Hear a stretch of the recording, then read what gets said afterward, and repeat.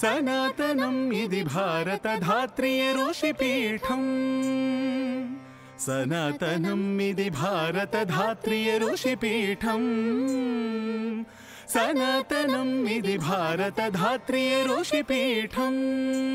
ఇక్కడ మనం గమనించవలసినది జాతకం చెప్తున్నాడు, జ్యోతిష్ శాస్త్రం శకునాలు మాట్లాడాడు. అంటే యుగాల నుంచి కూడా భారతదేశంలో జ్యోతిర్విజ్ఞానం ఉన్నది, దానిని సంబంధించి మన జీవితాలను అన్వయించుకోవడం ఉన్నది.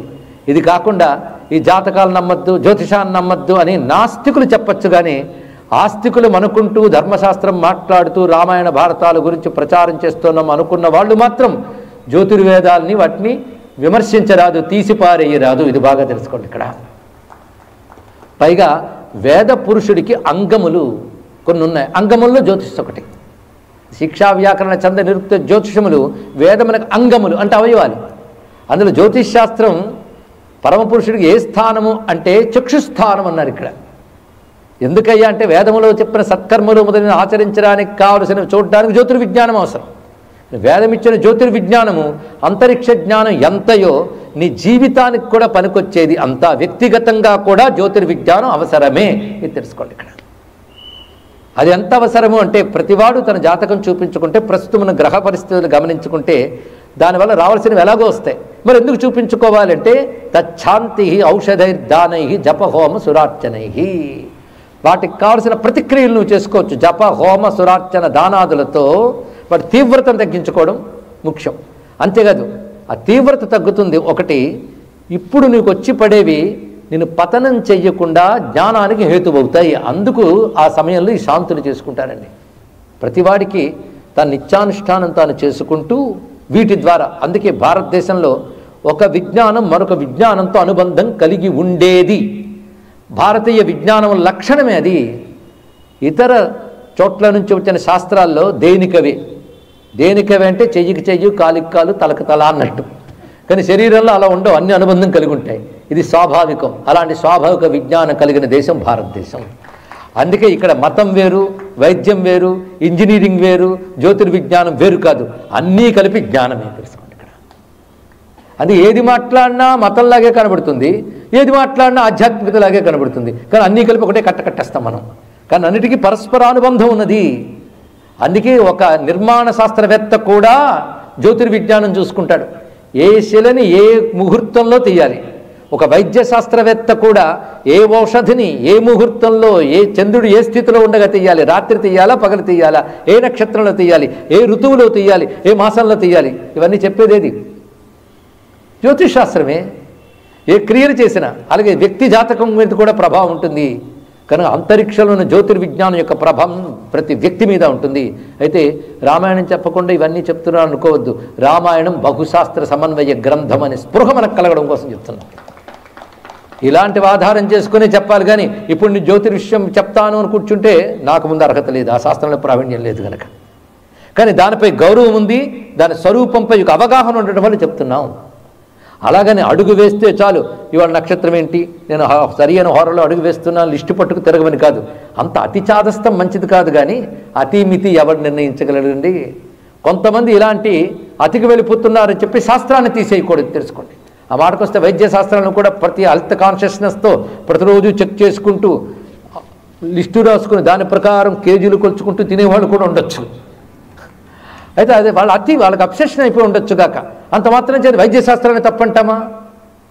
అలాగే జ్యోతిష్యు, జ్యోతిర్వేదం, అలాగే వాస్తు ఇలాంటి శాస్త్రీయ విద్యలు ఒక మానసిక వ్యాధి కాకుండా జాగ్రత్త పడాలి తప్ప వాటిని సద్వినియోగం చేసుకోవాలి. ఇది గమనించి ఇదే చెప్పగలిగేలే కానీ ఋషులు ఇచ్చిన జ్ఞానం పనికిరాని దాని రాదు. అందుకే సంప్రదాయబద్ధంగా వస్తున్న వేటిని కూడా పరిశీలించకుండా నిరసించరాదు అనే ఒక బాధ్యత ధర్మం గురించి, ఋషుల వాంగ్మయం గురించి మాట్లాడే ప్రతి వారికి ఉంటుంది. తెలుసుకోండి. ఇక్కడ బాధ్యత విస్మరించి ఋషుల విద్యను తోలనాడకూడదు. కాచు కూర్చుంటారు నాస్తికులు, కార్చు కూర్చుంటారు హిందూ ధర్మద్రోహులు. వాళ్ళకి నువ్వు ఇచ్చిన మాటలు ఆధారాలే ధర్మాన్నే దెబ్బతీస్తాయి. ఇది తెలుసుకోవాలి. ఇక్కడ ఎటువంటిది లేకపోతే రామాయణంలో లేవా ఇవి? దశరథుడు తెలివి తక్కువవాడుగా, మనకంటే చాలా గొప్పవాడు. మరి రాముడు ఎన్నానా చాదస్తాం అంత పక్కన పెట్టేసి అన్నాడా? మాట బుద్ధిగా విని వెళ్ళాడు ఆయన. ఇక్కడ తెలుసుకోండి. మనం మాట్లాడుతున్నది రామాయణం గురించే, రాముడు గొప్పవాడని చెప్తున్నాము అంటే వీటి గొప్పతనాన్ని కూడా అంగీకరించేటువంటి లక్షణం ఉన్నప్పుడే రామాయణం గురించి మాట్లాడాలి, రాముడి గురించి మాట్లాడాలి. ఇక్కడ ఇంత స్పష్టంగా కనబడుతున్నాయి, ఒక శకునాలు కనబడుతున్నాయి అంటున్నాడు. వాటన్నిటి ఎలా కాదంటారండి? అయితే ఇక్కడ ఏమిటంటే అవే పట్టు కూర్చోకుండా నీదైన ప్రయత్నం, పురుష ప్రయత్నం ఉండాలి. అదేవిధంగా ఒక పాజిటివ్ థాట్ ఉండాలి. ఇవి అలాగ వస్తాయండి అని కాలాన్ని వదిలేయకుండా నీదైన ధార్మిక ప్రయత్నములు కూడా ఉండాలి. ప్రయత్నముల్లో ఒక భాగమే జ్యోతిర్వేదాది శాస్త్రముల సహాయం తీసుకుని సత్కర్మలు చేయడం. ఇక్కడ గమనించుకోవాల్సిన ప్రధానం ఉంది. ఎలాగో అడుగడుగున ఇలాంటి లక్షణాలు చాలా మీరు పరిశీలిస్తే రామాయణంలో కనబడతాయి. కళ్యాణం జరిగినప్పుడు కూడా ఉత్తర ఫల్గుని నక్షత్రము అన్నారు. ఉత్తర ఫల్గుని నక్షత్రం అనగానే పాల్గొన మాసంలో పూర్ణిమ సమయంలో ఉత్తర నక్షత్రం వస్తుంది కనుక, ఉత్తర ఫల్గుణ వస్తుంది కనుక ఆ సమయంలో రాముడి పెళ్ళి అయ్యింది అని కొందరు పండితులు చెప్పారు. కాదు, వైశాఖ శుద్ధ దశమి నాడు అయ్యింది అని లెక్క కట్టి మరొకరు చెప్పారు. ఇప్పుడు చెప్పేవాడు కూడా ఒకప్పుడు అది చెప్పాడు, ఇప్పుడు వైశాఖ శుద్ధ దశమి అని చెప్పాడు. ఏమిటయ్యా అంటే అది ఆ పండితుల అభిప్రాయం, ఈ పండితుల అభిప్రాయం రెండు ఉన్నాయి. కానీ గట్టిగా ఆలోచించి పరిశీలించి చూస్తే రెండవ అభిప్రాయం వైశాఖ శుద్ధ దశమి మరింత యుక్తముగా తోచడం చేత ఈ సభలో అది చెప్పడం జరిగింది, మరొకటి కాదు. పైగా తిథుల గురించి, నక్షత్రాల గురించి, జ్యోతిర్విజ్ఞానం గురించి పోలికలు చెప్పినప్పుడు కూడా కొన్ని చోట్ల ఫలానా నక్షత్రంలో చంద్రుడు ఉండగా ఎలా ఉంటాడో అలా ఉన్నాడు అని వర్ణిస్తాడు. దీన్ని బట్టి ఎంత జ్యోతిర్విజ్ఞానం వాల్మీకి ఇందులో చూపిస్తున్నాడు చూడండి. అంతేకాదు, లవకుశులు గానం చేస్తూ ఉంటే ఇది విన్నారని మొదటి చెప్పుకున్నాం. లవకుశులు గానం చేస్తున్నప్పుడు విన్న సభలో ఎవరెవరున్నారో వర్ణిస్తాడు ఉత్తరాఖండ్లో. ఆ సభలో బహుశాస్త్రవేత్తలు ఉన్నారు, వాళ్ళు లిస్టు చేస్తే మరొక సమయం అయిపోతుంది. అందరూ విని ఆహా ఓహో అన్నట్ట. అందరూ విని ఒప్పుకున్నారు అంటే అర్థం ఏంటంటే అన్ని శాస్త్రములకు సమ్మతమైన విషయములు రామాయణంలో ఉన్నాయని అది చెప్పదలుచుకున్నాడు, వాల్మీకి వర్ణించాడు ఇక్కడ. కనుకనే ఇన్ని శాస్త్రాల మీద గౌరవం కలగడం కోసం రామాయణం ఒక్కటి మనం జాగ్రత్తగా వింటే ఈ శాస్త్రాల మీద ఒక ఐడియా ఒక నాలెడ్జ్ అనేది, ఒక అవగాహన ఏర్పడుతుంది. దాన్ని బట్టి అవసరానికి తగ్గట్టుగా శాస్త్రాలని తచ్శాస్త్రవేత్తల నుంచి తెలుసుకుని వాడుకోగలం. అందరికీ అన్ని శాస్త్రాలు తెలియాలని లేదు. బ్రతకడానికి వైద్యం కూడా అవసరం, కానీ మన వైద్య శాస్త్రవేత్తలం కానక్కర్లేదు. డాక్టర్ గారు అవసరం ఉంటే చాలు. డాక్టర్ గారికి వైద్యశాస్త్రం కావాలి. అలాగే ప్రతి వారికి కూడా వారి శాస్త్రం యందు వారు నేర్పరులు ఉంటారు. మనకు అన్ని శాస్త్రాలు అవసరమే తెలుసుకోండి ఇక్కడ. కనుక వీటన్నిటినీ గౌరవించవలసినదే. ఇన్నిటినీ గౌరవించడమే సనాతన ధర్మము. మంత్రశాస్త్రం, జ్యోతిష్శాస్త్రం, యోగశాస్త్రం, యజ్ఞశాస్త్రం, వేదాంత శాస్త్రం అన్నిటికీ పరస్పరానుబంధం ఉంది. ఒక శాస్త్రంలో గట్టిగా పట్టుకుని మిగిలిన శాస్త్రం నిరసించిన వాడు కలి లక్షణాలు ఉన్నటువంటి వాళ్ళు. ఇది బాగా తెలుసుకోవాల్సిన అంశం అంటే ఇక్కడ.